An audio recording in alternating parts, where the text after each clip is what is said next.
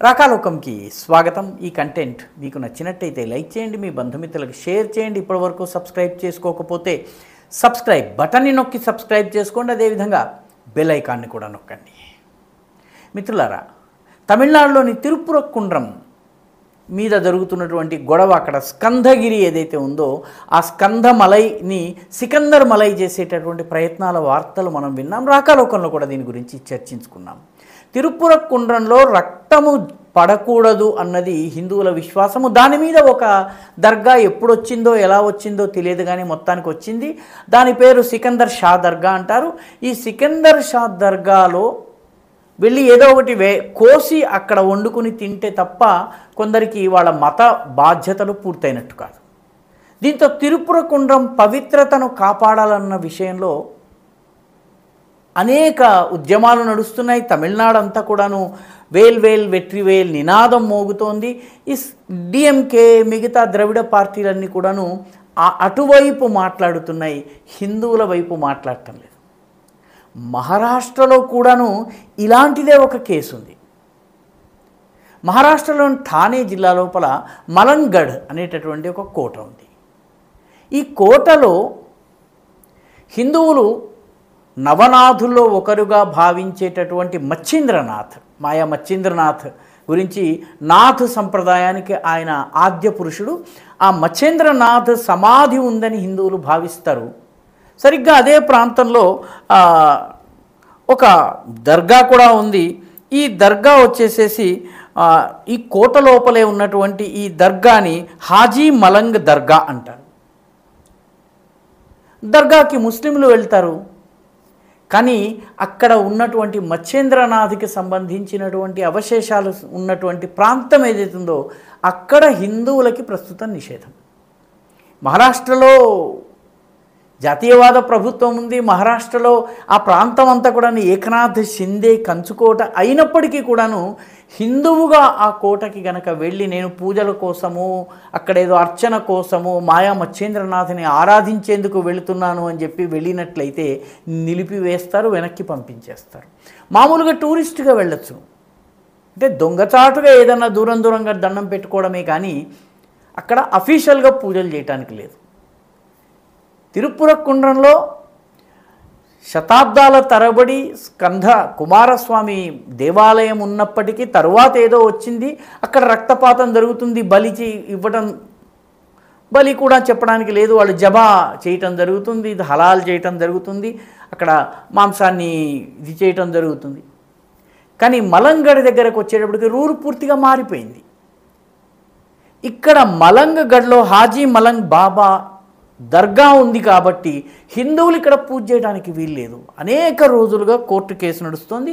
ఈ ఠాణేలో ఉన్నటువంటి ఈ మలంగఢ్ కోట చాలా పురాతన చరిత్ర కలిగినటువంటి కోట. 3 పెద్ద భాగాలుగా ఉన్నటువంటి కొండ మీద ఈ కోట నిర్మాణం జరిగింది. కోటను ఎవరు నిర్మించారు? కోటని నిర్మించింది నలరాజు అనేటటువంటి ఒక నలదేవుడు, ఆయన పేరు అనేటటువంటి రాజు నిర్మాణం చేశారు. ఇది 7వ శతాబ్దం నాటి నిర్మాణం అని చెప్తారు.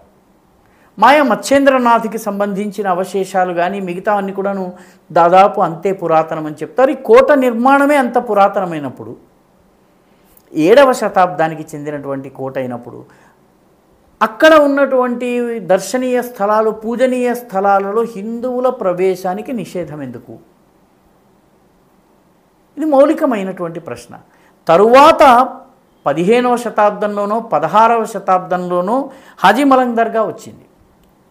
కానీ అంతకు ముందు నుంచి అక్కడ నవనాథులలో ఆద్యుడైనటువంటి గోరఖనాథ్ సంప్రదాయానికి చెందినటువంటి మచ్చేంద్రనాథ్ సమాధి ఉందని యోగి ఆదిత్యనాథ్ కూడా, ఉత్తరప్రదేశ్ ముఖ్యమంత్రి కూడా ఇదే సంప్రదాయానికి చెందినవాడు. గోరఖనాథ్ పీఠం ఏదైతే ఉందో ఉత్తరప్రదేశ్లో, ఆ పీఠము నాథ సంప్రదాయానికి సంబంధించిన పీఠము. ఈ నలదేవుడు నిర్మించినటువంటి కోట ఇది. అయితే కొందరు చరిత్రను ఎలా వక్రీకరించారంటే, ఈ నలదేవుడు తన కుమార్తెను హాజీ మలంగ్కి ఇచ్చి వివాహం చేశాడు అనే, హాజీ మలంగ్ అనేటటువంటి సూఫీ, ముస్లిం సూఫీకి ఇచ్చి వివాహం చేశాడని చెప్తారు. ఆశ్చర్యం ఏంటంటే 7వ శతాబ్దంలో ఉన్నాడని భావిస్తున్నటువంటి నలరాజు 14-15వ శతాబ్దంలో ఉన్నటువంటి హాజీ మలంకి అమ్మాయిని ఎలా వివాహం ఇస్తాడు? ఆ అమ్మాయి వయసు ఎంత అయి ఉండాలి? ఆమె తండ్రి అయినటువంటి నల్లదేవుడి వయసు ఎంత అయి ఉండాలి? ఈ లెక్కలు ఎవరు అడగరు. కానీ చరిత్రను వక్రీకరించి సెక్యులరిజం పేరిట ఈ కట్టుకథను అక్కడ ప్రచారం చేస్తున్నారు. అయితే ఈ నలదేవరాజు సమయం నుంచి అక్కడ మందిర అవశేషాలు ఉన్నాయి. 17వ శతాబ్దంలో ఇక్కడ మరాఠాల రాజ్యం వచ్చింది. ఛత్రపతి శివాజీ చివరి ఆయన పాలన అవగానే ఈ ప్రాంతం, ఈ మాలన్గఢ్ ఏదైతే ఉందో ఇక్కడ మరాఠాల పాలన వచ్చింది. మరాఠాలు పరిపాలించిన తర్వాత ఈ కోట బ్రిటిషర్ల చేతిలోకి వెళ్ళింది, అది వేరే విషయము. ఈ కోట కళ్యాణ్కి చాలా దగ్గరగా ఉంటుంది. మచ్చేంద్రనాథ్ సమాధి ఉంది. కానీ ఈనాడు హిందువులకి ప్రవేశం లేదు. ముఖ్యంగా పెద్ద పెద్ద పండగలు జరిగినప్పుడు గతంలో ఇద్దరూ వెళ్ళి ఇద్దరూ పూజ చేసుకునే వీలుండేది. తిరుపుర కుండ్రంలో ఏ రకంగానైతే 2 వర్గాల వాళ్ళు వెళ్తూ ఉంటారో, కర్ణాటకలో బాబా బుడన్గిరి, అదేవిధంగా దత్తపీఠము, ఈ 2 ఉన్నటువంటి ప్లేస్ ఒకటి ఉంటుంది హుబ్లీ దగ్గర. ఆ ప్రాంతంలో కూడాను 2 వర్గాల వాళ్ళు వెళ్ళి పూజ చేసుకోవచ్చును. కానీ ఇక్కడ మాత్రం హిందువులకి ప్రవేశాన్ని ప్రస్తుతం నిషేధించారు. శివసేన నాయకుడు బాలాసాహెబ్ ఠాకరే అనుచరుడైనటువంటి ఆనంద్ దిఘే, ఈ ఆనంద్ దిఘే ఏకనాథ్ షిండే యొక్క రాజకీయ గురువు. ఆటో రిక్షా డ్రైవర్గా ఉన్న ఏకనాథ్ షిండేని రాజకీయ నాయకుడిగా చేసింది ఆనంద్ దిఘే. ఈ ఆనంద్ దిఘే 1996లో ఈ మాలన్గఢ్ కోటలో ఉన్నటువంటి మచ్చేంద్రనాథ స్థలాన్ని విముక్తం చేయటం కోసం ఉద్యమం చేశారు. అక్కడ హిందూ పూజారులు ఉంటారు ఇప్పటికీ కూడాను. హిందూ వాహియాత్వార్ అనేటటువంటి పూజారిని వాహియాత్వార్ అంటారు. అదేవిధంగా ముస్లిం ముతవ్వలి కూడా ఉంటారు అదే ప్రాంతంలో.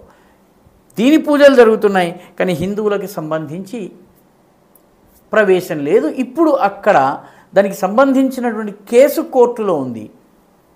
ముతవ్వలి తన పనిని నిరాఘాటంగా చేసుకుంటున్నాడు, కానీ హిందువులు వెళ్ళి మచ్చేంద్రనాథ్ సమాధి దగ్గర పూజ చేసేటటువంటి పరిస్థితి లేదు. ఏకనాథ్ షిండే ఫడ్నవీస్ల పరిపాలనలో మహారాష్ట్రలో ఇది జరుగుతోంది. శివాజీతోటి ముడిపడ్డటువంటి మరాఠా చరిత్రతో ముడిపడ్డటువంటి కోటలో ఇది జరుగుతోంది. శివసేన బీజేపీల కంచుకోటలో ఇది జరుగుతుంది. ఇది అన్నిటికన్నా ఆశ్చర్యం కలిగించేటటువంటి విషయము. సమాన హక్కులకి కూడా అక్కడ ఉన్నటువంటి స్థానికులు నోచుకోవడం లేదా అన్నటువంటి ప్రశ్న ఈ కథంతా చదివిన తర్వాత, తెలుసుకున్న తర్వాత ప్రతి ఒక్కరి మనసులోనూ ఖచ్చితంగా వస్తుంది. ఈ వీడియో మీకు నచ్చినట్టయితే లైక్ చేయండి, షేర్ చేయండి, ఈ ఛానల్కు సబ్స్క్రైబ్ చేయండి. మీ అభిప్రాయాన్ని కమెంట్ల రూపంలో తప్పనిసరిగా పంపించండి.